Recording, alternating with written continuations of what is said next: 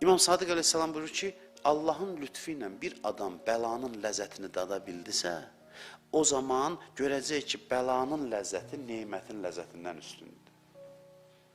Biraz o kanala düşə bilsə, qorxmasa, meydana girsə, bir daha deyirəm, qıraqdan səthi baxan adamlar deyəcək, bu din cəmaata deyir ki, ay cəmaat, bəla ilə ləzzət alın, yəni aciz olun, bəlalar başınıza gəlsin, siz də ləzzət almaqla gün keçirdin. Yox, bu din deyir ki, necə kafir, necə də mömin. Başına gələn çətinliklərlə, ağılla rəftar edəcəksən, üstünə gedəcəksən, problemləri həll eləməyə çalışacaqsan, dəqiq, məsuliyyətli olacaqsan, amma eyni zamanda pozitiv olacaqsan. Və bunların hamısının qaçılmaz olduğunu biləcəksən. Bəli, mən bu problemləri həll edəcəm, amma bundan sonra biri də olacaq, növbətisi də olacaq və qorxmalı bir şey yoxdur. Bu əksinə güc əlamətidir, zəiflik əlaməti deyil. Düz başa düşmək lazımdır. Hədislərdə var ki, qiyamət günü insanlar çətinliklərin mükafatını görəcəklər. Görən vaxtı.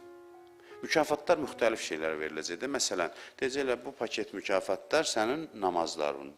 Nə qədər qılmısan, bu onun əvəzi. Bu oruclarının əvəzi. Bu ziyarətlərin əvəzi. Bu filan şey.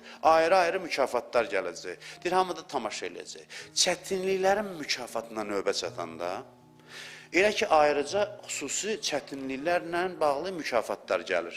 Deyir, o növbə çətinliklərin mükafatına çatanda hamının ürəyində bir arzu olacaq ki, kaş yaşadığım ömür boyu fasiləsiz olaraq mənim ətimi qayçı ilə kəsərdilər, dayanmazdılar. Mən ona dözərdim.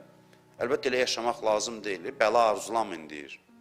Dünyada hədislərdə var, demir, Allah mənə bəla göndər. Yox, sən həyatı yaşa, çətinliklərlə mübarizə apar, amma gələndə onu hədiyyə kimi qəbul elə. Yəni, söhbət ondan getmir ki, adam indi də arzulasın ki, kaş elə dayanmadan qayçı ilə, sadəcə o mükafatı görəndə ki, Allah çətinliyə qarşılığında nələr verir, bir insanların arzusu olacaq ki, kaş fasiləsiz çətinlikdə olardı. Bir an belə rahat olmazdım.